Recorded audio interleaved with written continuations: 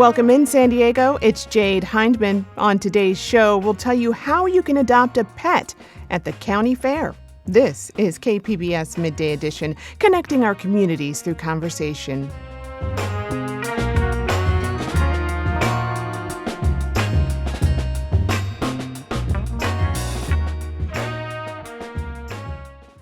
Get ready for funnel cake. It is that time of year. The San Diego County Fair kicks off today, and this year's theme is all about our furry friends. It's called Summer Pet-tacular, and for the first time, the San Diego Humane Society is partnering with the fair. Each day, they'll be bringing animals up for adoption, dogs, cats, and rabbits of all ages. They'll also be giving presentations on how to care for pets. I'm joined now by Nina Thompson. She's Public Relations Director for the San Diego Humane Society. Hello.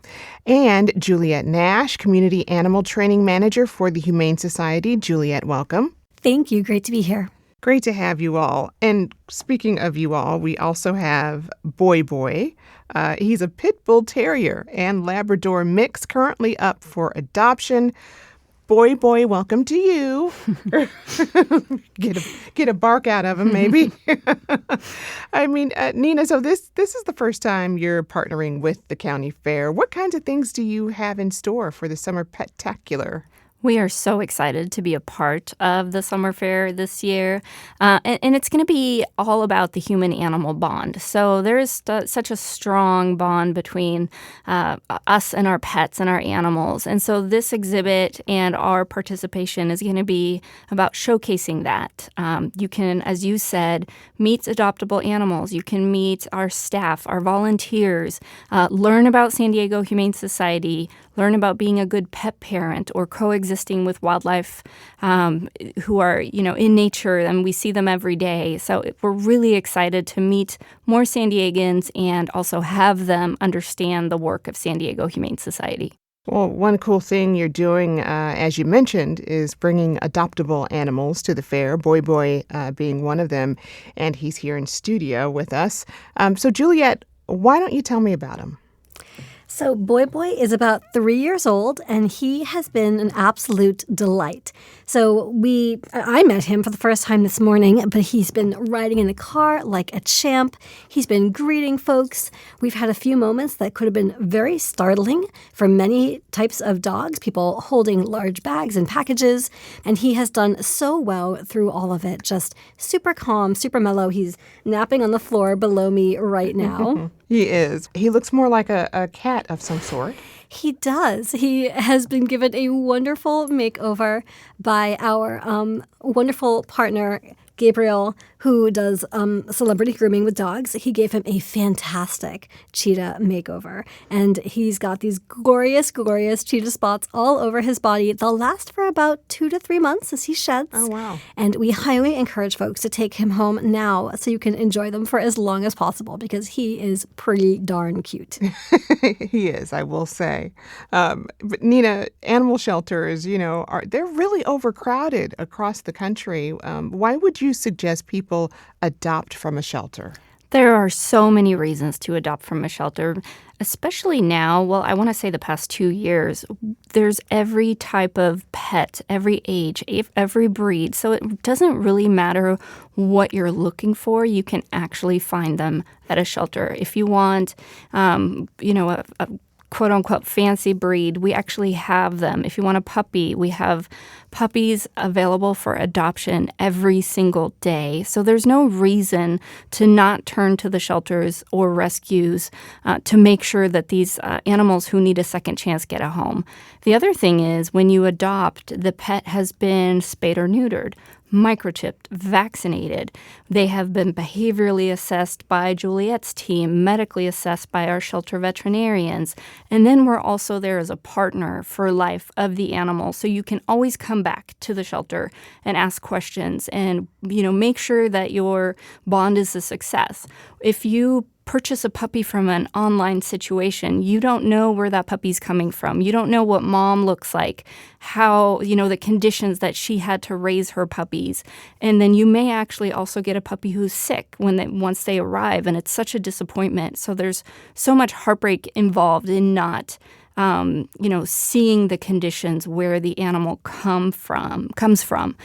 So that's why we highly encourage going to a reputable shelter or rescue, and that way you have that guarantee for the life of the animal. Wow. Well, one thing that stuck out to me that you mentioned was having a successful bond with an animal. I mean, what does someone need to know or do before taking a pet home from a shelter? I mean, how can they be prepared? It's good to do your research. Take a look at, first of all, at your own lifestyle. What kind of life do you live? Are you active? Do you have a lot of space? Are you home a lot or are you not home a lot? So just take a look at yourself of what it is that your lifestyle looks like. But then also be open-minded, because so many times we see guests come in with a very specific animal in mind, and then they actually bring home a different animal because they fell in love with something completely different. We think of animals as individuals, not breed specific. It depends on the socialization. It depends on where they came from. And so many times people will be surprised at that human-animal bond that they're able to create with, for example, a breed that they were not initially looking for. There's a lot to consider there. Well, Juliet, at the fair, you'll be giving a presentation about how to pick a dog trainer. And I know that's something a lot of our listeners are interested in. What advice do you have for them? Gosh, so a lot of folks don't know this, but dog training is an unregulated field, which means literally anyone can call themselves a dog trainer. So for us, we want to make sure that you have the education and the information that you need to make a right choice when looking for a dog trainer. So a lot of folks will just default to asking friends and neighbors and things like that. And while they all have fantastic intentions, they also may not know what makes a great trainer. So we'll be talking about what to look for in a dog trainer, like education and professional affiliations and things like that. We'll be talking about finding a trainer who has the right skills for the types of help you need. Not all trainers can cover all topics. So we want to make sure that you just have more information around how to find the right sort of support for you and your pet. And of course, at San Diego Humane Society, we have all sorts of resources to help you get started, so hopefully we'll see you at the fair. But if we miss you on that day, we have recordings about this. We have articles. We have other videos. We have so many resources. We even have a trainer directory for vetted trainers all around San Diego County and a little bit beyond to kind of help you, get a starting point for that search. It's so important to do it well for you and your pets. Does it matter what type of breed you have in terms of what trainer you might go with? Oh, I love that question. It does not.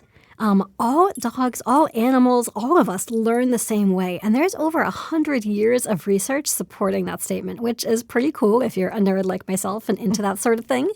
But I use the same dog training methods with any breed that I'm working with, whether they can hear or they can see or they can't. I use it with my cats at home. I've used it with all sorts of animals that I've worked with and trained over the years. Training and behavior are really, in a lot of ways, universal languages. So they're fantastic tools that we can use across the board with the animals we're working with. So if you see a trainer who is saying, for this breed you need this or for this breed you need that, they may not be aware of some of that background and research. And that's where having a trainer who's educated and certified really can make that big difference. And Juliet, we talked a bit about the human and animal connection that really inspired the theme of this year's county fair.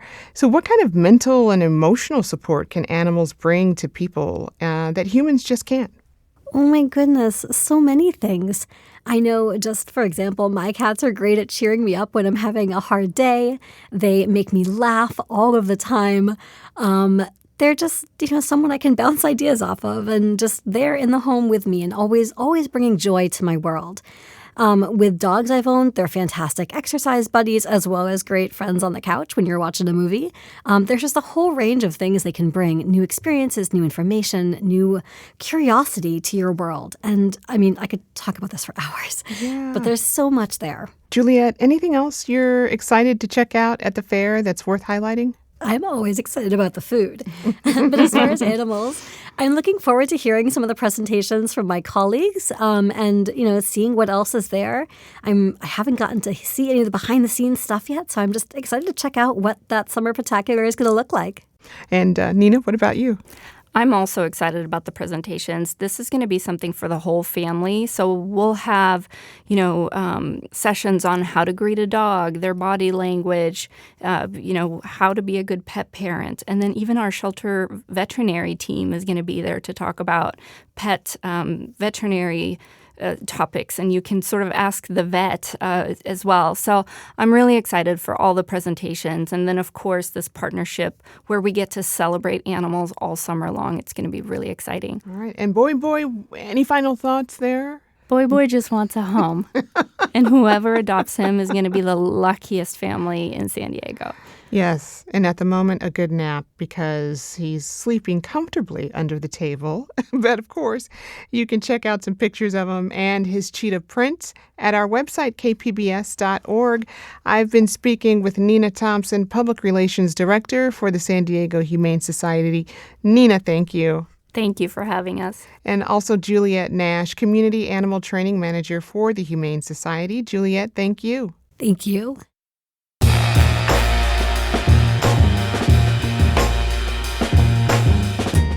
That's our show for today. I'm your host, Jade Hindman. Thanks for tuning in to Midday Edition.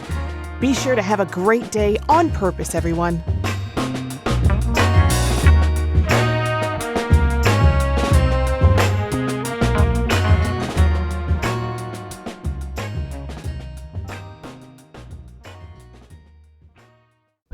Now on The Finest, we examine an icon. Our Lady of Guadalupe has been a powerful symbol for 500 years, and artists have reimagined her as a source of resilience and pride. Listen now wherever you get your podcasts.